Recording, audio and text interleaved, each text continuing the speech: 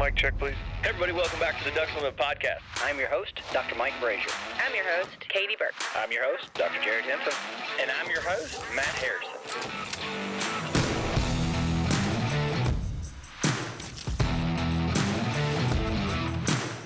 Welcome to the Ducks Unlimited podcast, the only podcast about all things waterfowl.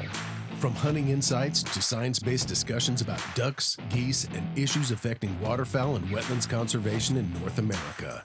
The DU Podcast, sponsored by Purina Pro Plan, the official performance dog food of Ducks Unlimited. Purina Pro Plan, always advancing.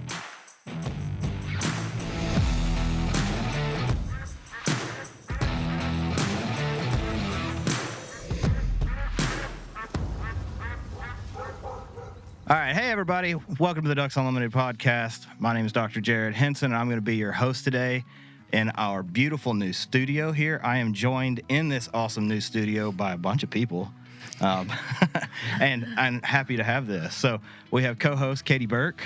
Hi. Over here. Derek Christensen, guest co-host for today. Hello. Also with Campus Waterfowl. We've got Dr. Mike Brasher, co-host. What's up, Jared? What's up, Jared? I got talking to the microphone now, don't I? And Matt Harrison, co-host of the podcast. Happy to have all the co-hosts in studio with us today. It's going to be a lot of fun. We're getting to test out some new technology, video, as we can see now.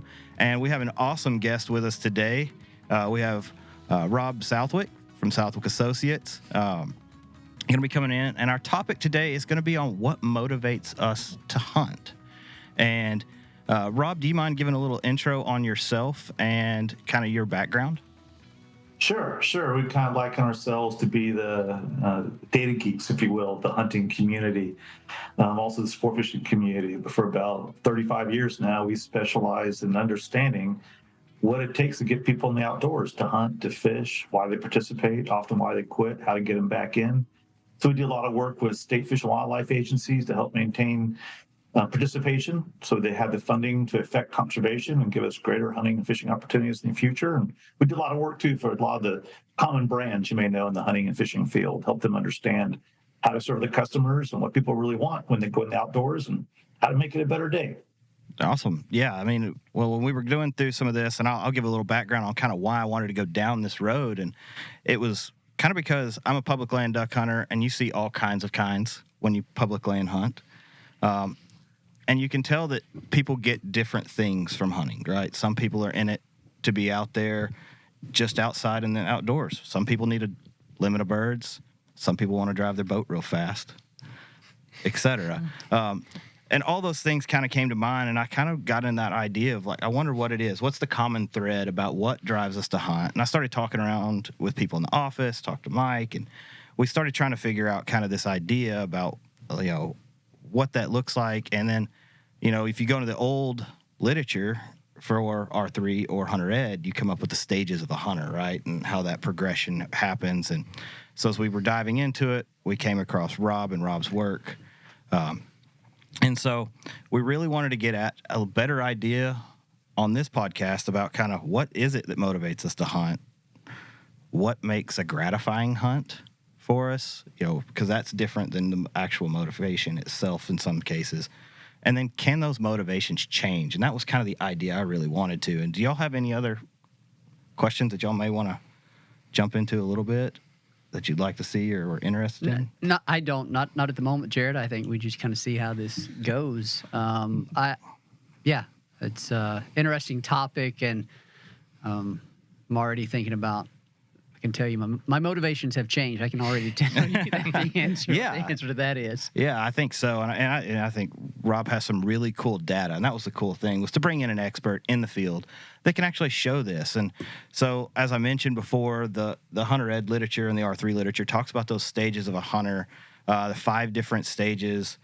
And somewhere I have them all written down. Did we define R3? Did you say what R3 was? I didn't. I don't know if we did that, but we get into our acronyms and so forth.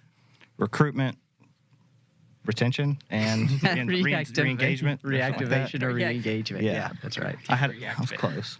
I'm pretty passionate about this stuff. I've done some university hunts when I was in an academic setting and things like that. So I really, really am interested in how do we get people into the field and how do we keep people out there and get enjoyment for everybody? So maybe one place to start. Maybe you're planning on doing this, but the idea of like, why is this so important? We talked about R3, recruitment, retention, reactivation. Why is that so important? Yeah. Are you going to kind of cover that? Yeah, I was gonna talk briefly, but I was gonna let Rob do a little bit more from the data he said. But I mean, hunter numbers are dropping. I mean, I think we all know that, right? And when hunter numbers drop, we start to see some issues. Obviously, our conservation system is set up to be funded by sportsmen and women out there. And when those numbers go down, the dollars go down. Also, our political pool goes down. And so it's really important to maintain our conservation model. So I think those are the big two. Does anybody have anything else they want to add? Rob, would you like to add anything to that? A couple of thoughts on there. Some people sometimes still really aren't concerned by that, but even if you don't hunt, if you don't fish, you tend to still want wildlife out there as part of what makes this country great. And most Americans who don't hunt and fish don't realize that's the sportsmen and women who are paying the bill for conservation through those license dollars and excise taxes. So it's critical to keep that participation up there and keep the awareness going on there, because without that, then where's conservation going to be funded from? And if it's going to be funded from other circles, if at all, then we may not even have the right to hunt and fish as often as we like to, because funding will be coming from other sources. That's all right. And I think we've looked at in the past, and but there's been folks that have looked at it in the past on other funding methods or opportunities, and none of them gain traction from what I understand. Hunters are just much more participatory when it comes to giving dollars to hunters and fishermen are it's our lifestyle. Yeah. We live it. We love it. We want it there. We want it for our future generations. We want it for our friends. We want it for ourselves, and we're willing to put money in there, and we want more opportunities in the future. So we're willing to put our money where our mouth is. We wish other folks would help out. We welcome other funding sources, obviously. But right now, we're footing the bill, and we're loving the outdoors, and want to keep other people loving it too, to keep these opportunities available. Rob, how much work has your group done over the years in helping states try to figure out alternative funding models? And have you had any sort of seeds of success? There have been some, but they've been very targeted, very limited, nowhere near the scale that we need. There have been funding programs where they looked in the past, like, we have an excise tax on firearms, ammunition, fishing tackle, archery gear, motorboat fuels. That is the second largest source of conservation funding in the United States. And those funds have to be dedicated for hunting, fishing, outdoor activities. They can't be managing species that you can't hunt, for example. So trying to find funds for those other species, they've not been able to successfully have excise taxes applied to, like, bird watching, for example. Politically, it just hasn't been possible. But there have been some programs that take funding from, for example, offshore energy extraction, oil and gas drilling offshore. And part of those funds have been dedicated to fish and wildlife management and habitat that benefits both game species and non-game species. But even then, if we're going to be shifting as a society away from oil and gas, say 50 years from now, if we become more electric, alternative energies, we're going to lose those funding sources also. So it's a small amount of money. Its long term is also uncertain. Right now, hunting and fishing is the surest way to keep conservation effective on the ground. Yeah, I know we've done a lot of work and a lot of publicity around duck stamp and things like that, and what those dollars go to. And of course, that's a huge moneymaker for waterfowl conservation and just wildlife in general. Well, I kind of want to shift gears just a second and kind of talking about the old methods of talking about what motivates us, the stages of a hunter. I think we have a slide of that somewhere. If I can try and find it, we have some AV capabilities here. There we go. If I can. The background on this one here is interesting. There's a couple of outstanding professors up in Wisconsin back in the early 80s who love the outdoors and love hunting. And that's this common question. Everybody's realizing, hey, I don't really necessarily hunt for the same reasons now as I did when I was younger. What we found out over time is a very complicated topic. How do people evolve and what they like to do and their motivations? And like we usually do as humans, we try to take a complex topic and make it real simple. Sometimes oversimplify it. That's what happened in this case. And so you have in that graphic there, the assumption was after talking to a very limited group, they talked to about 1,000 deer hunters and waterfowl hunters in Minnesota only, 98% male. Nothing against you, Wisconsin. It keeps them in Wisconsin. Nothing against hunting that part of the world. I love it up there. So if it gets too cold, but it's outstanding hunting country and great people. But that's not necessarily representing all hunting across the U.S. Plus now, it's more than just old white guys who hunt. And so what happened with this study, they determined that when you first start hunting, step number one is the shooting stage. When you first go out there, you just want to pull the trigger. Remember, my son was that way. I just could not get him to calm down and say, okay, now you can pass in the dove, you can pass in that lizard. I know you want to pull the trigger, but just wait. And so that's when you first start. Then after a little bit of time, you get a little bit more experience, you move into the limiting out stage. This means, okay, I've gotten a few squirrels. I've gotten out there a few times. Now I want to go get my limit. That makes a great day. That's my motivation. Then as you get a little bit more experience, it could be one more season. It could be 5 more seasons down the road. You're like, okay, I'm getting pretty good at this. I'm going to challenge myself more. I want to go to get that big trophy buck. So you go to the trophy stage. It could be that 10-inch bearded gobbler. You want that trophy stage. And then once you have a few of those, you're like, okay, I'm getting there. I'm feeling more confident now. I want to try it differently. I want to use different methods. I want to try a different species. You want to broaden your ability and your skills. And that's what they call the method stage. And then after that, you hit into the sportsman stage. That's kind of the grand old wise hunter, if you will. That question is about this evolutionary path. Is it too simple? Does it really explain the R3 process? What led to the study we did that determined the real motivations why people hunt. And so we did the study. We surveyed thousands, about 4,200 people across the U.S., and we found out that path is generally wrong, just wrong.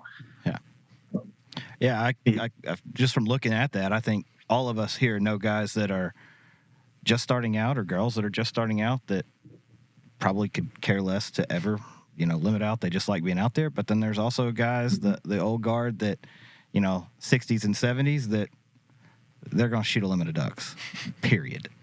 Right. That's what they want to do. And so that natural progression doesn't line up. And I definitely could see that.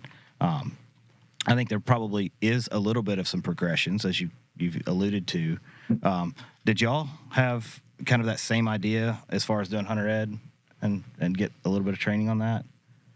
I always remember kind of just hearing about it, even just through, just being involved with the industry and things like that. And then with Campus Waterfowl specifically, like we highlight collegiate waterfowl hunters and researchers and things. And we're even guilty of kind of, even on our podcast, discussing the progression of a hunter. And like I hunt with probably 60 students around the country in a given year. And in college, it's kind of like a big melting pot, pretty much, of these different stages of hunters, at least what we were used to calling them, at least. So I'm really curious and learning more about kind of where this is all going to next, I guess. Yeah, I know that was, it was kind of when I started doing kind of a deep dive on this and talking to people, they were like, it's not as simple as easy as they used to think. And it's not as linear. It's right? not. It's never. Yeah, and we'll show the figure in a little bit because it's my favorite figure from all of Rob's research, the path that hunters take as they mature or they change. But before we do that, I kind of want to step back and kind of let you talk about, you mentioned that there was a need for new research. Obviously, this was a very biased study, and we needed to do a bigger work and broader work. And so can you talk about the methods that you imparted? You said there were 4,200 survey Correct. recipients. Right. Can you talk a bit more about those methods on the new survey and kind of how you design that? Sure, I'll start with the reasons that led to the research those drive the methods. Did you mention the R3 need around the country, whether it's state fish and wildlife agencies, whether it's organizations such as DU and others who are actively engaged in recruiting new participants? A lot of money is invested in those activities, and we have to be smart with those dollars. We want to recruit as many new hunters as we possibly can for every dollar spent. And we know, basic marketing premises, not everybody is the same. That's why when you go to the store, when you go to the cereal aisle, look how many choices of Cheerios you have, not to mention all the other breakfast cereals out there. Honey Nut Cheerios and Frosted Cheerios and plain Cheerios and chocolate Cheerios, whatever you want to name it, because they recognize people have different choices and different preferences, and they recognize people will change their choices and preferences over time. So when you get tired of plain Cheerios, instead of going to the competitor's product, General Mills has frosted Cheerios for you or whatever it is that you like. So in the R3 movement, the community, we're talking, hey, are we making a mistake here? Are we trying to guide people down a path that may or may not exist? Is it really this simple? Is it really that true? Because think about it. If you're trying to pull someone down the path, you recruited a new hunter. Let's say we all were happy, we're cheering that we created a new hunter, and that's great. Now we got to keep them hunting. And so we lead them down this path and try to help them evolve. But they may get to one of those steps and say, that's not me. You're trying to get me to do something I don't want to do. At that point, we run the risk of them taking on some other recreation. So maybe we lose a hunter, which means we lose a contributor to conservation, to another activity. Maybe they're just going camping and not taking firearms with them for during hunting season. So that led to the study. We had to find out, is this really true? And then what are the motivations if it's not true? And to do that, we also knew we needed to have a good national picture, not just one or two states like that original effort. So to get a large sample size, we figured, and also be able to break it out by gender to see if there's changes based on how people look, which is another side story here we can come to.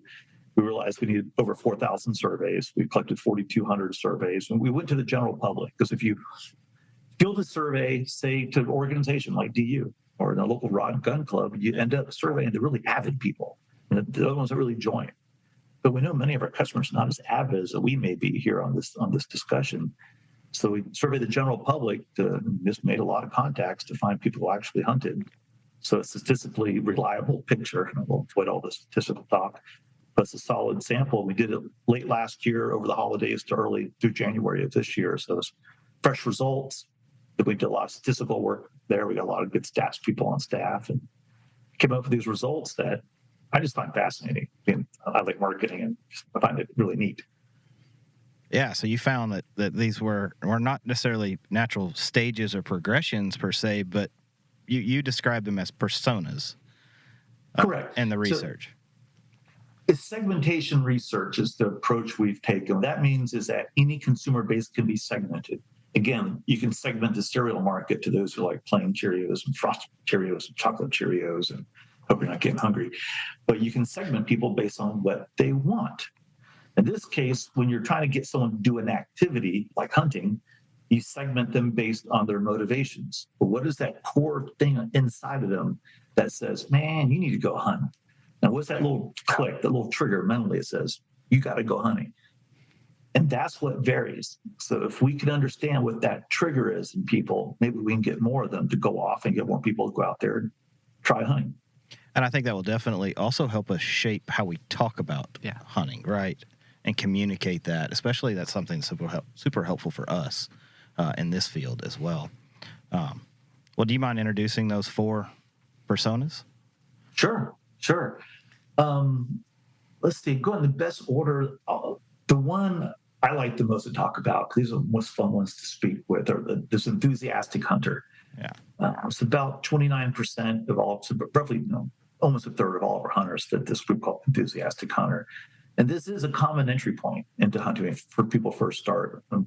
Demographically, they tend to be a little bit younger than other hunters, but the enthusiastic hunter, you can't miss this person. When you pull up behind them at a traffic light, you know that's an enthusiastic hunter in front of you. The stickers on the vehicle, type of vehicle, is that a pickup truck with the Browning sticker on, a classic there, whatever it might be. And they wear camo to church, you know that they're a hunter.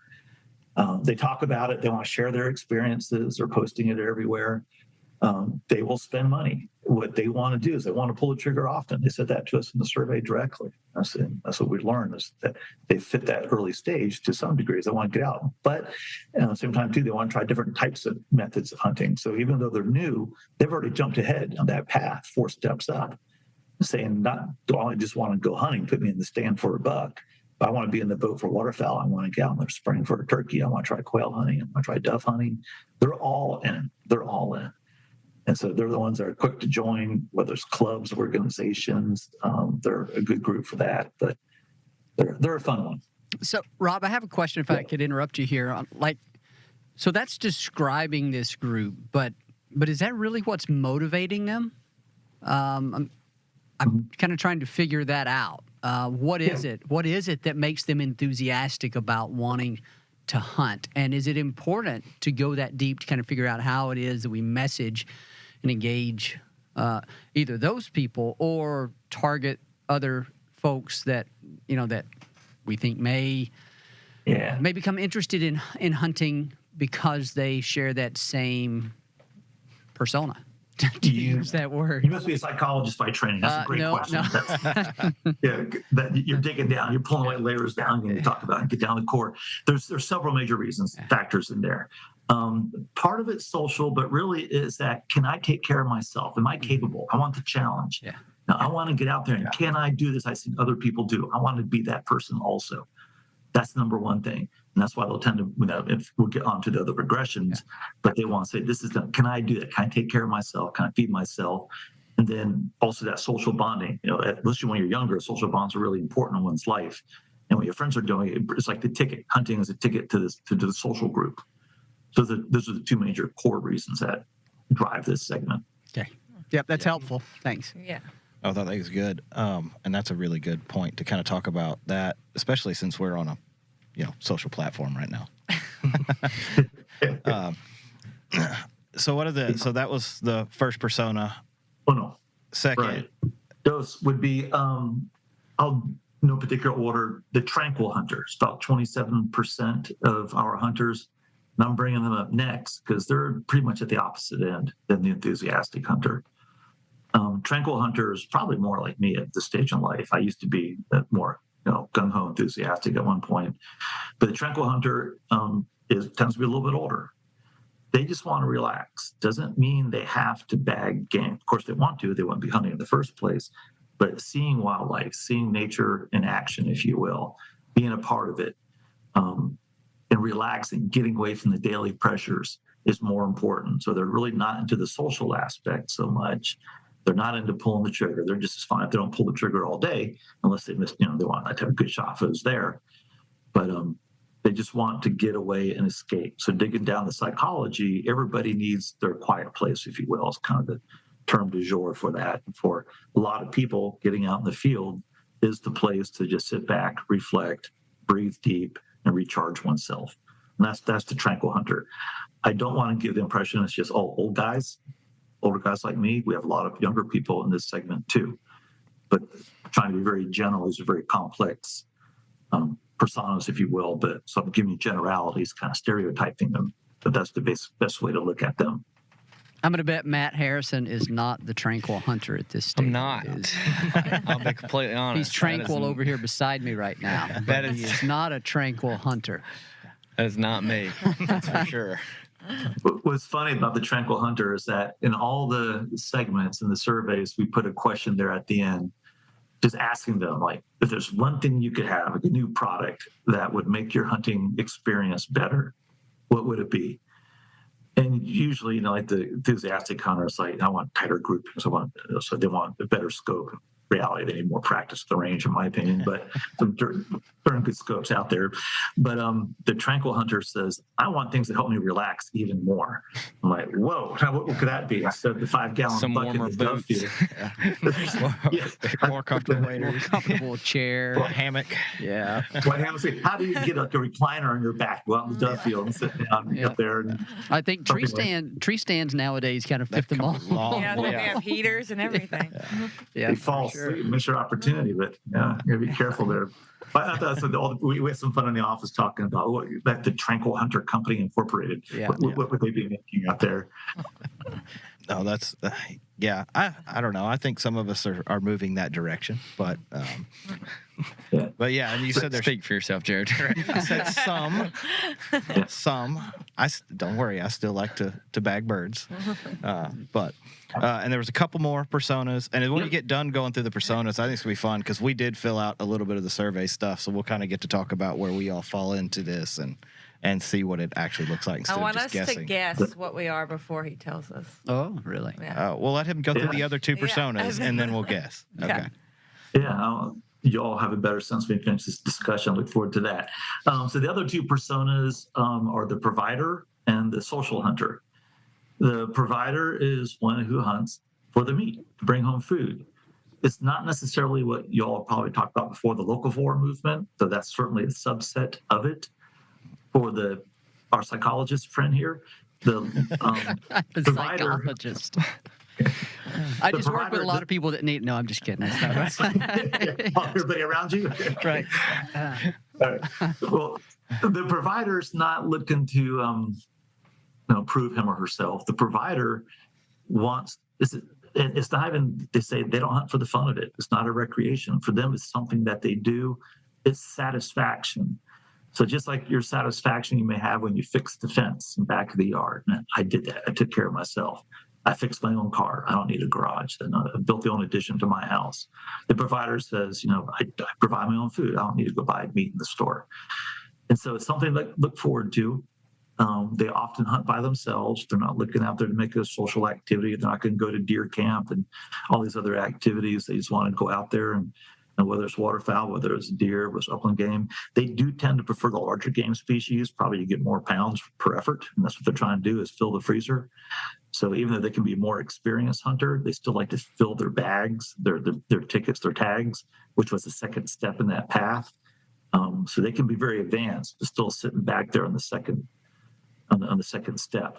So for them, they'll talk deer hunting with you, but it's not going to be their passion. They're not looking to meet their friends at night over beer and talk about deer hunts. They'll talk about it just like a discussion about how to fix your tractor. That's how they see hunting. And it's a pretty significant group. 25% of our hunters fit that category. More than so, Yeah. It is. And something to think about, because even the next one, the social hunter, it's not their lifestyle. When you hear people talking about hunting, usually it's that enthusiastic hunter that you're hearing. There's so many other people will say, yeah, I like hunting too, but I'll leave that discussion to y'all. I'm going back here and doing something else. I love hunting, but it's just, I'm not going out of my way to spend my free time talking about it. But they do care about it, and they'll still get involved and contribute and be part of organizations, but they're just not going to go there to just talk and celebrate hunting. And then go ahead. Hold on. I wonder if the reason we think it's less than that is because we're at Duck's Limit at waterfowl hunting, because it's a much smaller game bag. Because you typically don't think of waterfowl as fill your freezer sort of situation. Yeah. Some people do. I mean, some people, but I don't think it's. I bet if you were in a different organization, like it would have a different thing. Yeah. Yeah. Rocky Mountain Elk Foundation or something like that. But. Yeah. And it's interesting too. A lot of these activities is sometimes harder to find people who might fit the tranquil hunter or the provider in an organization like yours, because you live about it, think about it, talk about it year round, and it's hard not to get excited about it and plan ahead and make trips and social outings around it. I worked for years in an organization, Sport Fishing Institute. We talked fishing all day, so what we were doing the weekends, we got together and we fished. I loved it. Yeah, so y'all in a great spot. Good spot there. Our last one. Go ahead. Sorry. Well, I was just going to say, kind of to the point that Katie raised, can a person, I guess they probably could. They go between these different personas kind of based on where they are, what it is who they're around, what they're pursuing. Depending or upon is the it game. is it one kind of dependent? Is it dependent upon the other direction? I don't know.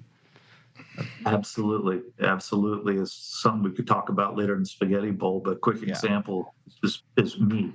But you can change personas in the course of 1 year. Now, I'm normally a tranquil hunter because where I live is mostly pig hunting where I am, and some deer, love turkey hunting. And I've gotten mine. So for me, it's to get away from the daily, the stress, the workload and everything. But once in a while, my friends will call and say, hey, I got a great idea. I got dibs on a great duck hunt here. It's out of state. Do you want to go? I'm like, heck yeah, I'm in. You have people call and invite you to go on a duck hunt? Man, I need to work that. I need to figure that out. I have a lot of friends that go on good duck hunts, but I don't think I've had. You keep staring over that way. Yeah, we'll look that way too. Matt. Please take away from now. What's going on There's here? nobody over there, Matt. But it's the thing. So certain situations that they're going to invite me out somewhere different. or it's not a normal experience for me because our duck hunting where I live is not all that great. So I get out somewhere where they're flying left and right. I want to pull the trigger. Yeah. I'm going to spend the money and I'm going to do my homework ahead of time. I'm going to be ready when I get out there. So at those moments, I'm back to the enthusiastic hunter stage. But normally day in, day out, I'm in tranquil. I wonder too how much of the provider depends on where you live too. Like, cause I know where I'm from, like Mississippi, like a lot of people that hunt, they're hunting to fill their tags and fill the freezers. And then you can go to certain, parts of the United States and they hunt just for more game, more fun, more, you know what I mean? Like, I wonder how that also applies to where you're from and the certain state you're in. Like, I wonder if that changes due to the region you live in. Well, and I mean, not to put it's not a great point, but I bet social class also has a big deal with what you're doing. Could be. Yeah. For sure. Yeah. It does. And the provider is by far the highest proportion rural for that very reason. Yep. All right. Well, the fourth one on here is the social hunter. Anybody guess what drives them to go hunting? Hanging out with their friends, having friends that invite them to go on hunts, maybe. You get the prize of the day. Prize of the day. Exactly. And the personas we try to be a little there. These people were at the highest risk of losing as hunters. If the social hunter's friends say, "Nah, I don't want to go hunting. Let's just go play golf." Well, guess what? A new golfer has been created. We lost another hunter, another contributor to conservation. The social hunter, to me, is probably the most wide-ranging when it comes to demographics. It could be an experienced person who's just gotten tired of hunting but love to go with, say, if their kids want to go or grandkids or friends. But often it's just young people, too, that they just want to be a part of the group. And hunting is that ticket to the social group. And it's another entry-level point into hunting. So a lot of them, if they get into it, start learning how to hunt on their own, will graduate and become the enthusiastic hunter or move on to the other two segments there. So for them, it's all about spending time with other people. And hunting is that ticket to a social experience. And so we've got to keep it fun. We've got to direct people like that to more social types of hunting. So bird hunting is just perfect. Spending the day in the boat with a friend, that is perfect for the social hunter. Putting them in a tree stand by themselves is a great way to make sure they never go again. Yeah. Leaky waders. Yeah. That type of thing. Yeah. So that's the four personas. And I think, as Katie said, I think it'll be really fun. Which one do we fall into? Yeah. Do we want to guess for ourselves or guess at other people's? I think it'd be more fun to guess at other people. Me too. For sure. I call Dr. Mike. What do you think I am? I would say you fall in between the enthusiastic and social. I don't think you're the tranquil hunter. I don't think you're, hit that stage yet. And I'm not saying you're not a provider and you don't want to, but I would say what best fits you with me spending time with you as a hunter, I feel like you fall on a good balance between the two, the social hunter and the enthusiastic. I feel like that's going to be my guess. And I could be completely wrong, but. Okay. Somebody else, guess somebody else. I'm taking notes here. Oh, well, Derek's easy. I think he's an enthusiastic hunter. I didn't take the test, but I bet you are. Hearing the personas, I'm gravitating toward one of them. So I wonder what it is. Katie, I'm going to say you are enthusiastic / social, like somewhere in between right there. I think I'm leaning more social these days than I used I think to. you're enthusiastic. It depends on what it is. Turkey hunting, enthusiastic. Duck hunting, social. Yeah. That's a good kind of question. Does it kind of depend on game? Like even for a single person, could they be a different persona based on like what they're pursuing? Yeah, yes, right. And so if you want to try to attract people to certain activities, you want to promote that certain persona, but people will switch. Yeah. So is the social hunter the one that enjoys it because they get invited, or do they enjoy it because they get to Spend it with invite other people? See, that's kind of my question with the that's a social good hunter question. too. Both. I assumed it's just spending time with other people. Yeah. Not the like. Because I know some people who literally, like, they don't even care about hunting. They just want to go be in the mix and be with your buddies and hang out. They don't care if you shoot 4 ducks or whatever. Yeah. I enjoy, and this may be kind of giving mine away before somebody guesses, but, like, I enjoy. Hold on. All right. No, go ahead. Go ahead. No, guess me. No, go ahead. I was going to ask you how you spell your name, but I think I got that. Mr. Enthusiasm. And Mr. Enthusiasm. Why don't you guess me before I spill the beans? You are 75% enthusiastic, Okay. 25% social.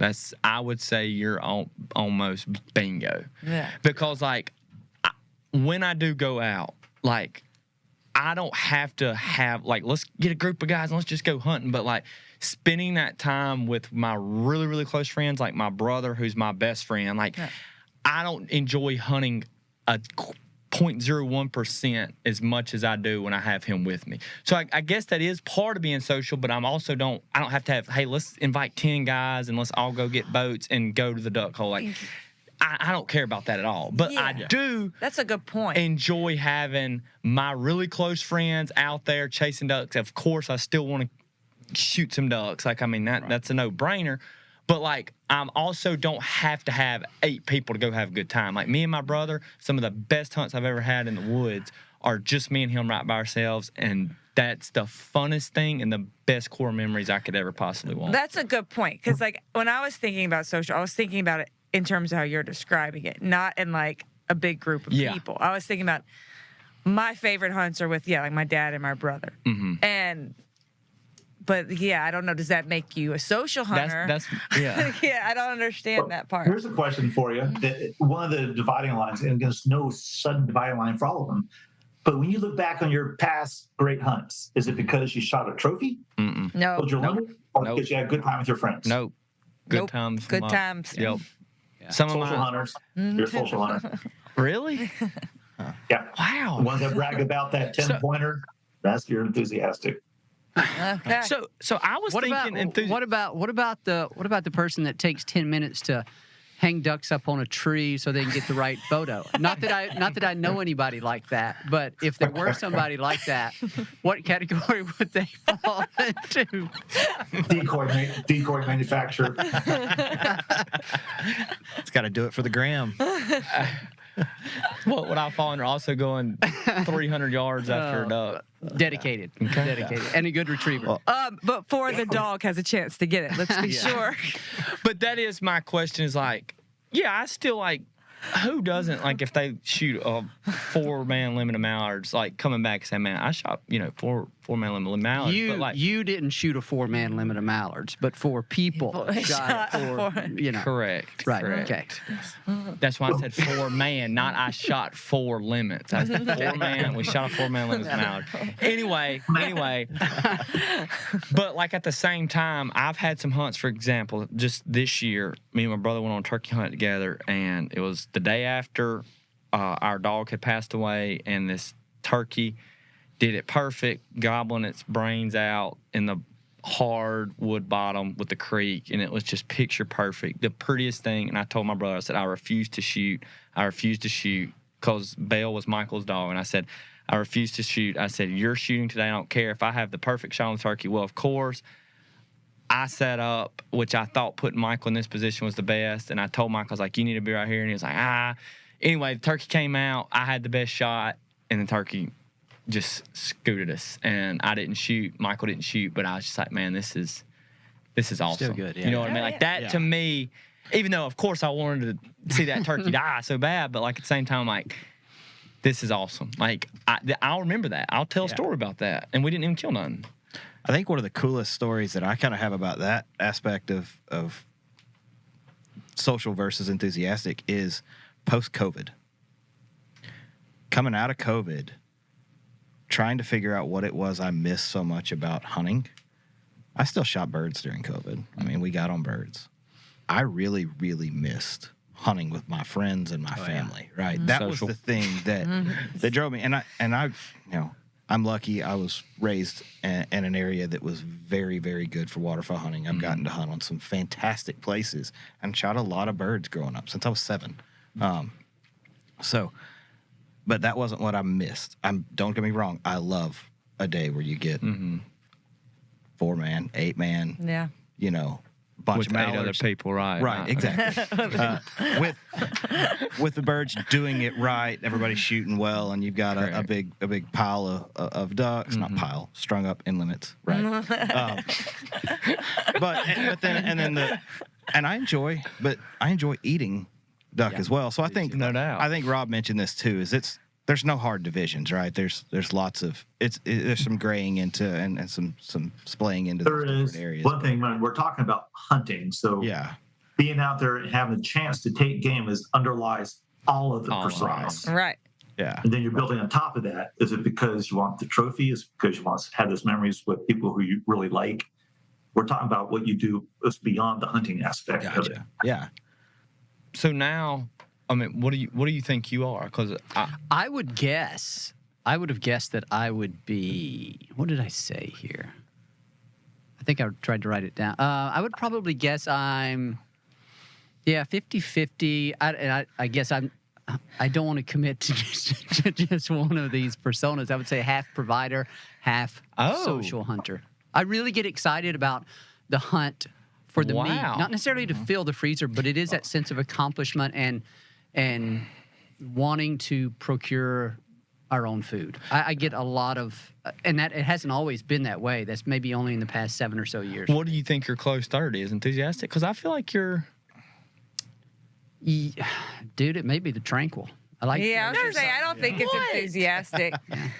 What do you say? I guess I have enthusiastic off. I guess my thoughts of that is a little off of what I thought. I think it is mine too. Yeah. Because originally, I feel like in my brain, I guess I'm thinking enthusiastic, passionate. Right. You know, really. Like, because I see you as that. I see you because I can remember you come back telling me about the first time you shot your turkey. Oh 2 yeah. years ago. Oh Like, well, that was different. no. First turkey. That was. Yeah. But I guess there was nothing tranquil about that moment. That was. Because I guess now that I understand more, I would say I was 95% a social hunter then. Yeah. Like, because if you take away, I mean, I don't think I've ever had a hunt, that my best hunt was by myself, and I know it don't have to be enthusiastic, but like my most top 10 hunts are because I got to share it with my brother and my dad or papa or, so I guess I'm way more social of a hunter than what I thought. Yeah. When do we do the reveal? Did we do? Have we guessed you? We haven't guessed you. Kinda, not really. Did we? What did we guess? No, we didn't guess. You guess. You guess. No, you guess. All right. I wrote down. I would say I would say you're social and a provider. I would say those are your two. I had 75% social, 25% provider. All right, go. I'm moving, and depends, I'm moving to more social now. a lot of mine depends understand it upon more. what I'm hunting, I think, as well. I'm a little different. Like for deer, That's a very good point. I would love to bow hunt, and that's its own challenge itself. But I would say I'm 100% tranquil hunter when it comes to deer hunting because I literally just go sit in a stand and read a book to get away from my kids. So it's just quiet time. I love to bow hunt and get up in the woods, and that is my me time. Yeah.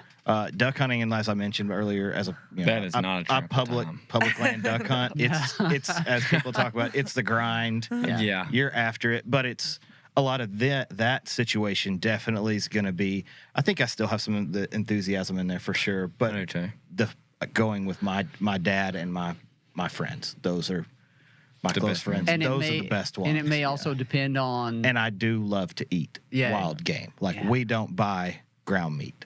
I'll buy a steak every once in a while, a good steak. Other than that, everything that we eat is wild venison or duck.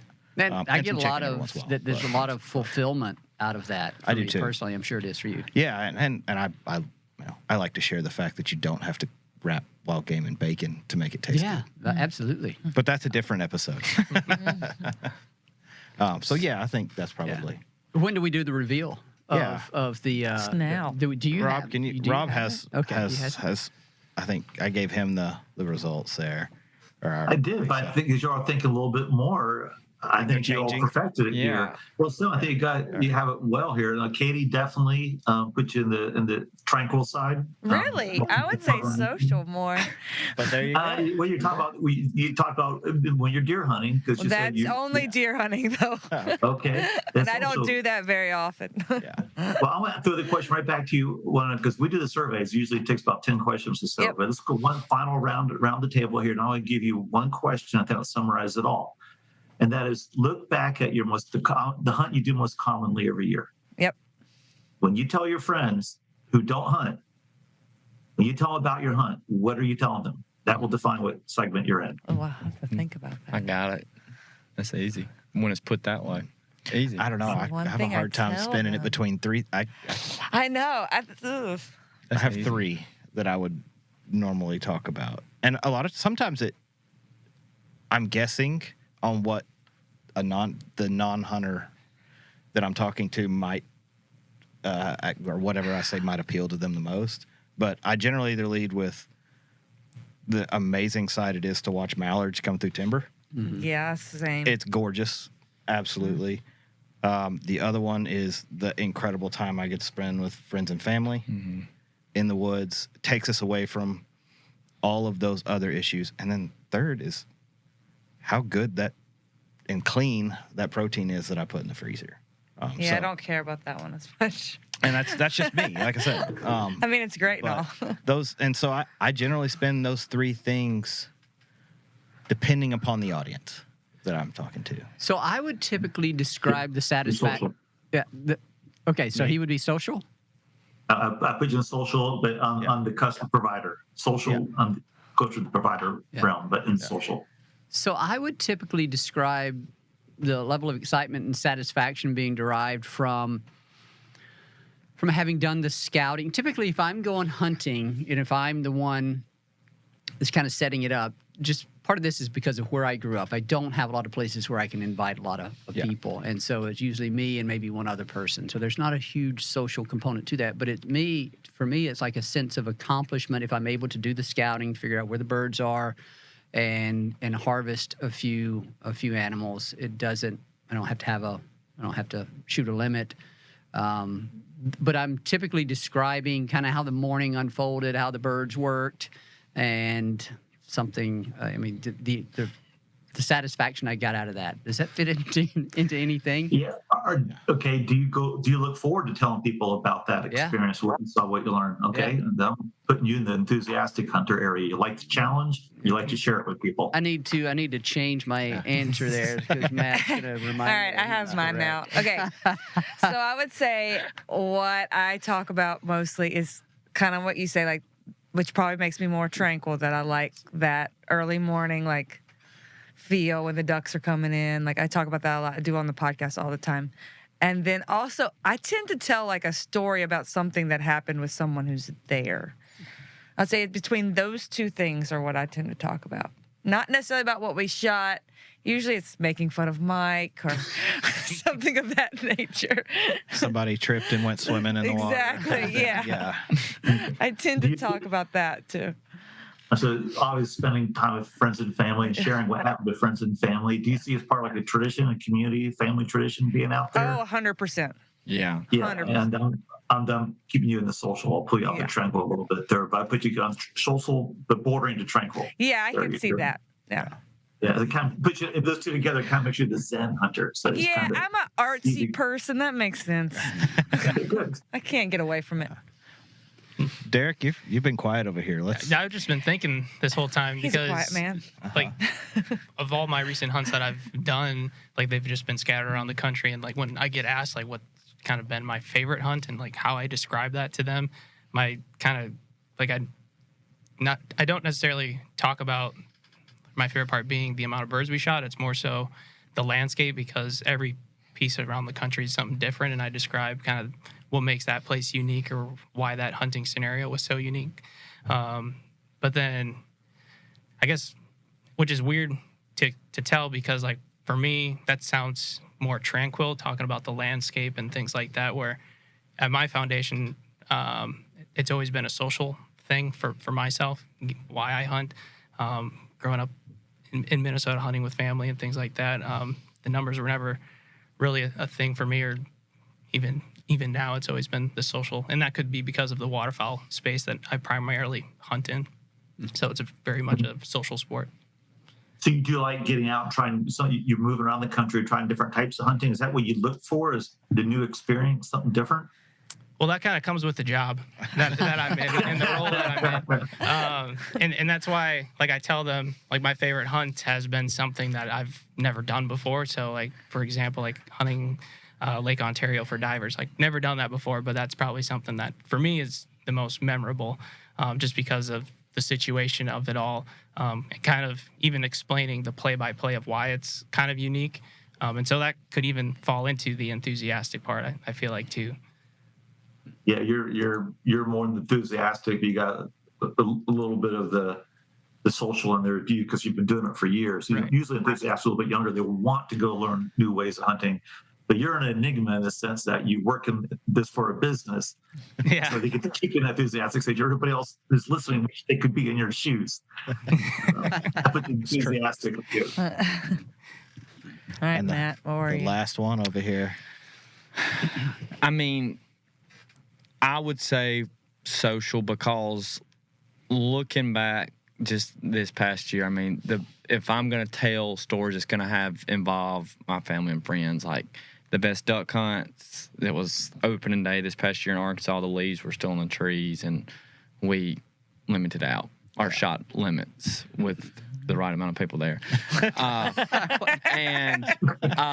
make a joke about that once, but I wasn't going to keep going back there. But yeah, I would say for sure, I'm majority social. I do think there is some enthusiastic hunter in me, just because, like, I do like to not brag. I'm not saying go around, we limited out today, but, like, there's a lot of pride in, like, being successful on a turkey hunt, being able to go back to camp and saying, we got done this morning. Like, you know what I mean? So I would say there's still some enthusiastic, but I would say the core hunter in Matt Harrison is, like, because if you took away my family and friends, I wouldn't have the drive that I have right now to go hunting. Yeah. Like, I just wouldn't. Like, if my brother told me tomorrow I'm done duck hunting, I'd just be like, God, like, I ain't gonna go as much this year. Yeah. Like, that's just the God's honest truth. So I would say majority of me social, a little bit enthusiastic.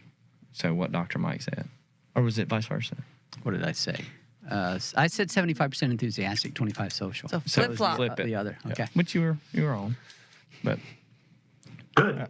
The self-diagnosis, perfect. Nailed it. He's spot on. Nailed it. Well, I think that's something that's really cool, is to note that these change. Yeah. Right. Yeah. And I can say this for sure. When I mean, in high school and college, I had a giant duck head sticker on the back of my truck, and it was about how many birds I shot, and I wanted to brag, and that was it. And it didn't matter who I was with. I wanted that. Mm-hmm. I'm not there anymore. It's a very different person, and I think that's normal. I think Rob was saying that those changes do happen, right? But not in that pre-described pathway that kind of was thought of before. And one of the coolest figures from your research shows kind of those natural pathways. And Chris, can we get that PowerPoint image up? The spaghetti plot here. That's the one I've been looking at for the past 20 minutes. I know, I've been looking at it. And looking at it, I think before we chatted a little bit, there is some of this that kind of follows that traditional idea. But I think you had told me before it was only like 30% maybe that kind of follow that traditional pathway. So obviously missed for 70% of people. So it's not the normal. But it's the most common. That's fair. And to the earlier research, it is the most common. Doesn't mean it's the dominant path. Right. A question, Rob, without like having to get into too much detail, what kind of work have y'all done to examine if there are differences in the level of, let's say, conservation support among these different groups? Is there any relationship there? We've not related those yet directly to each of the personas. We've done work in that area in the past, and the type of person who's more common to donate to conservation financially tends to be older because they have discretionary income. But I think it's really important for all hunters to understand that as long as they're legally hunting, which is 99.9% of us, they are contributing. So licenses, every time you buy firearms, ammunition, archery equipment, it all goes into a pot. 10% of that original purchase goes into conservation. And so you're contributing is the people who give in addition. So people who are willing to donate money to, say, an easement that may open private land to recreation tends to be older. The other group is your more avid participants. Those who are diehard, not just enthusiastic, but you all sitting around the table. People who, you know, as part of their lifestyles, part of who we are, where we come from, Katie, your community. As part of your community, you're willing to give money. So it could be DU banquets. It could be other types of programs locally. So avidity, age are usually the two top determinants of who's going to contribute above and beyond what we already give in the way of license dollars and excise taxes.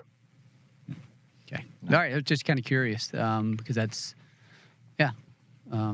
Okay. Because you can find it all four personas will have people who donate more there, but I think it's interesting you saw that spaghetti bowl there, how people bounce around. They sometimes circle back around and come back into it. For example, enthusiastic hunters, you see in the left side compared to the social hunter, tranquil, and provider, almost half of all hunters start enthusiastic. And then by the time they're more senior, you know, they matured, still 25, 30% are still in the enthusiastic hunter stage. But some of them bounce up to tranquil hunter, then they come back to enthusiastic hunter. That's often, they may have kids or they have, you know, friends that wanted to get out there. They found another reason to get excited. They want to get back into it, and the people around them are excited about it. And to me, that's key in R3. So we can get to people who are starting to mellow and chill on hunting and help them find new partners or get excited about trying new ways of hunting. We might get them back into hunting more often. And when you hunt more often, you're more likely to bring your friends. And that's the number one way of recruiting hunters is by having friends, take friends. And Jared, I don't know what any of your remaining questions are, but one that I'm kind of curious about is, do we have success stories? Like, I don't know how recent this research is, Rob, this new sort of segmentation, but to what extent have any state agencies or any other entities used this understanding to better this is hot off the press. Is it okay to tailor their messages, their methods to these different groups? And that sounds like that's probably the next step. Yeah, and many of them have. We've done segmentation work on fishing and others in the past, and we're seeing them focusing their messages, using different messages out there. And because if you don't know the individual, you hope if you can expose them to 10 or 12 messages over the course of a year, but you mix them up among the personas, a few of those are going to hit home. And we do see them doing that, and that's great. That's why we did the research. Cool. Are there any pointers or any clear, I guess, things that jump out as success tactics as far as that could be used for different personas? I think number one is retaining, keeping people hunting. Often we focus only on recruiting new hunters, and that's difficult. It's also really easy to lose hunters to other activities because we are competing. As a couple of you are your parents, you have kids. As a parent, you know that they're always being bombarded with, hey, come out and join this league, do this activity, join this program. And there's no one really out there talking about join hunting. Usually families do the recruitment. But once they start hunting, that's something to do, a lifelong activity. We have to keep reminding them that, hey, hunting is fun, plan ahead. So before something else comes along and gets you to commit to their activity, it could be a fun concert and all great activities, but we need to be out there reminding people, hey, you're a hunter. Here's the reasons why, because it gives you your escape, gives you a chance to decompress and think. Or it's a great way to spend time with friends and family. But don't forget, hunting gives you these benefits. Plan your trip now. Talk to your friends. Make your reservations. Get into a lease. But that's the best way I think we need to apply it, is to retention. Keep people out there. Keep them going. If we do that, they'll naturally recruit more hunters. That helps ensure the long-term success of conservation. Yeah, that seems like the easiest system. I know it's really hard to pull new people in, just because it seems like a lot of times the barrier to entry for new can be difficult. That's why it's up to us as hunters, because we're local. We know where they can go for the firearm safety training. We know where they can go, and we can show them what to do. Because just about everybody in every survey we see, they'll tell us, "Hey, I went to a hunter. I loved it, but I don't know what to do. I have no one to take me. I have no one to support me." So you need that local contact. So we need local hunters to do the recruiting. We focus on the retention. Okay. All right. So, Rob, you talked about this new understanding will allow us to develop and focus messages from like an agency perspective. What about individual people that are wanting to take other people hunting? How important is it for us to try to understand what it is that motivates new hunters, and to ensure that we are putting them in the situation that will resonate with them? I realize that's a hard thing to do because it requires educating the ones doing the recruiting about these types of personas, and then developing an understanding of what the personas of the recruitees is, the new hunters is. Or is it, and I guess my mind went there because early on you said the quickest way to have a social hunter not want to go hunting is to put them in a stand by themselves. So it seems like that's the next phase of kind of understanding on this. It's like communicating with other people. It requires to do so effectively. Kind of requires you to understand how they operate and how they process information. Where are we on that? Is that unrealistic? No, it's not. Y'all have been doing it all along here in this discussion. You've brought up many good examples of past hunts and why you enjoyed it, why you found it so rewarding, why it was so great. When people hear those stories, they're like, I want to do it too. So when you're talking about the great experiences with your friends, when you're out, meeting up Friday night somewhere, and you're talking about hunts from past season, and there's people at the table who are listening, pay attention to them.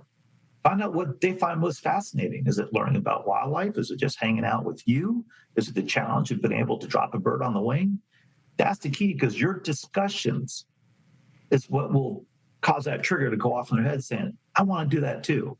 Now all they're doing is waiting for that invitation. And often they won't speak up and they won't ask because they don't want to impose.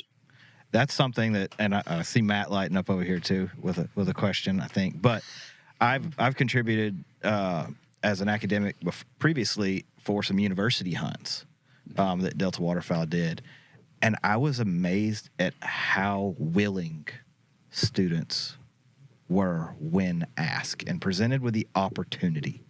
The big thing was just ask and give them an opportunity, help lower those barriers to entry. And man, people jumped after it, and they found it so rewarding. Every student I took over those 3 years all said that they had a blast and would love to do it again. And I think the only barrier they have now is another invitation to go, right? And they're getting built. They've built connections and have helped break those barriers down. But yeah, all they were waiting on was a question, was someone to ask them. So, what else we got? I don't know, Matt, did you have something? No, I was just looking at Dr. Mike whenever he was talking about just giving somebody an invite. I'm still waiting on mine from that. Yeah, right. No. Yeah, I'll go back Probably and find. waiting. I'll go back. Probably waiting a while for that one. I'll go back and find that text message. Pull it up. Prove it. Well, this has been a really, really good conversation, and we're kind of closing in on our time here. But does anybody have any closing thoughts or anything else they want to bring up before we kind of close this out? Thank you. Yeah, thank you. Thank you, Rob. Thank you. Thank you. I appreciate it. For all the work that y'all do, I know you have diverse skill set and kind of expertise, and I've seen your name for many years here since I've been doing this, and so appreciate all the time that y'all devote to this. I mean, it's enabling a deeper understanding of these really important issues. Like, we study the animals so deeply in their habitats, and doing the same thing applies to the people that support that scientific approach, to understanding this as well. And thanks for sharing some of that on this today. Okay. Yeah, thank you. I appreciate it, gang. Thank you. Rob, I do have a question for you. Is this test available to the public? Like, are we able to take this test, or can I take this test, or any of the listeners? The report's on there if people want to read it and figure out where they belong. Yes, there's a website, wafwa.org, WAFWA.org/publications. You got it. Okay. Yeah, look at that. Quick on the trigger. Yeah, sounds like you do need to create this test. sort of a web-enabled test to allow people to go do that. People like a love disc test. personality tests. Yeah, that's right. Yeah. You know, we don't Yeah, personality test for hunters. Test of a hunter. Appreciate the thought. That's a good one. That's Yeah. right. And have to make sure we have to thank our producer. Oh yeah, no, Oh, yeah. definitely need to Right out thank here. Chris, especially for orchestrating the circus that he has going right job, now. Chris. And thank him for helping out with this awesome new studio, Absolutely. and the other DU staff that helped make this possible. Yeah. It is really awesome in here. Last thing, I want to thank co-host for jumping on here. This has been a lot of fun. I really appreciate that, and want to thank the listeners. We really appreciate y'all listening in and giving us your time, and hope to have you back on. Thanks, everybody. Thank you. Thank you.